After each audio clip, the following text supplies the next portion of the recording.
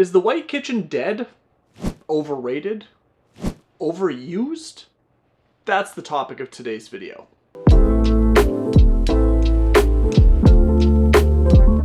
Welcome back to HS Design Studio. Let's kick things off today by taking a look at why the white kitchen has gained the popularity it has, some of the downsides that go along with it, then stick around to the end where I'll give you my take, some recent survey data around the white kitchen, and a few ways to mitigate some of those downsides that we'll discuss. Let me be clear, I'm not talking about a white on white on white on white on white kitchen. I'm talking about just using white as the main foundational element of the kitchen design. You've probably seen videos out there, read articles talking about how the white kitchen is dead. White is out, color is in, and to some extent, yes, that is true. Color is absolutely gaining popularity in our kitchen space. However, white still remains sky high in popularity, and there's quite a few reasons for this.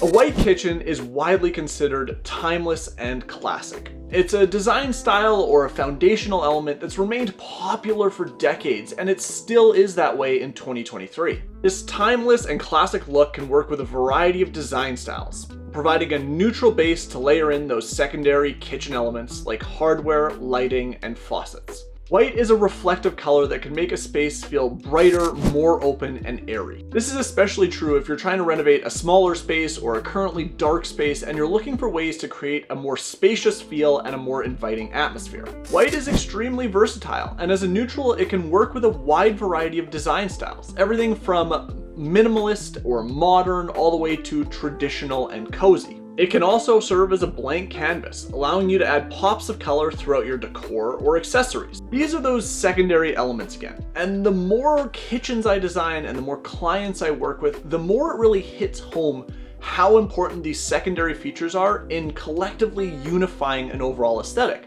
Plus, this is where the fun really lies in design, is pulling all these secondary elements, secondary features together in a design. White is easy to clean. Sometimes. Any modern materials such as laminates, quartz, or ceramic tile are easy to clean and resist staining. This can make it easier to keep your white kitchen looking bright and fresh. Once again though, this needs to be smacked with a big old asterisk because it is entirely material dependent. I'm looking at you, white grout. Finally, a white kitchen can simply be a good investment. If you're renovating with the idea of selling in a few years' time, a white kitchen can appeal to a wide variety of buyers and increase the resale value of your home. So obviously there are a ton of upsides to going with a white kitchen or a white base to your kitchen, but it isn't without its downsides. And the one I hear most commonly is it lacks personality. While white can serve as a blank canvas, it may not provide as much visual interest or excitement as a more colorful or patterned kitchen. There is no getting around the fact that white cabinets are simple and typically not that eye-catching. It can be prone to staining. Sometimes. White surfaces can be more prone to showing dirt or stains compared to patterned or colored options, especially if you're in a house with kids or pets or you like to cook and entertain a lot. However, like the earlier asterisk, this could be the other half of that asterisk. It's entirely material dependent. White kitchens typically require a little more maintenance. Well, some of those modern materials I talked about earlier, take laminate for example, are easy to keep stain-free, wipe down, and keep looking clean. That's not the case for all materials. For example, if we take a look at white painted cabinets, they typically require a little more upkeep and a little bit more touching up than say something like a darker paint color or stained cabinets do. A white kitchen requires great lighting. Now, it's no secret that any kitchen design, any great kitchen design requires good lighting, but it's even more important with white kitchens. This is because that open and airy feel you're trying to achieve requires good natural light or good artificial light. Otherwise, you wind up in a scenario where you get the exact opposite effect, a sterile, cold, uninviting space. Although white is a versatile color, it may not be the best choice for every aesthetic. For example, if you're trying to achieve a rustic kitchen or a Japandi style, you might be better off picking a more natural neutral tone than a harsh white because it just won't pair with the overall aesthetic you're trying to achieve. Finally, white isn't white. This is a relatively tough one to explain and requires looking at paint chips. So the next time you're at the hardware store or at the paint shop, grab a bunch of different whites and some colors and put them all together. And you'll quickly see that a lot of those whites aren't necessarily true white, and they all have some sort of undertone.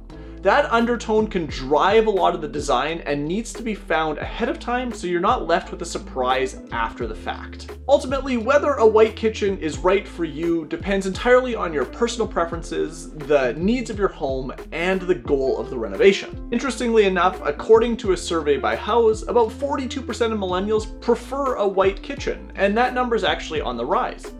They also happen to make up the largest buying pool of real estate right now. However, a survey done by Ashton Woods found that doesn't translate to the Gen Z population. Though I would argue they're not really old enough to know even what they like yet, let alone most of them aren't even at the stage of buying a home. When it comes to my clients, last year about 50% of them, a little over 50% of them, chose white as the main foundational element to their kitchen. Now, interestingly enough, this is down slightly from the previous year where about 60% of them chose that route. If you're worried about a white space feeling too sterile, just remember, not everything needs to be white. Use other aspects of your space to create interest and definition. This could be your countertops, the cabinet hardware, pendant lighting, even a funky backsplash. All of these elements are easier to replace over time as your personality changes, your style changes, or your interests grow. Finally, make sure to use appropriate materials to mitigate some of the maintenance requirements that come along with the white kitchen. A personal pet peeve of mine, and it's always on display on TV programs, is white grout. I don't care how much sealing you do, how much cleaning you do, white grout just always has a way of winding up looking grungy over time. So is the white kitchen dead? No. Is it going to be someday? Maybe. Only time will tell. Now, if you're planning a design or you're planning a renovation and you're going to stay in this house for quite a while, ignore the trend lists out there. Ignore those design lists and renovate for you. You are the one that needs to live in the space, and it should be a representation of your character, your style, your personality. As always, thanks a ton for watching. Thanks a ton for joining me this week. I'll see you in the next one. Bye-bye.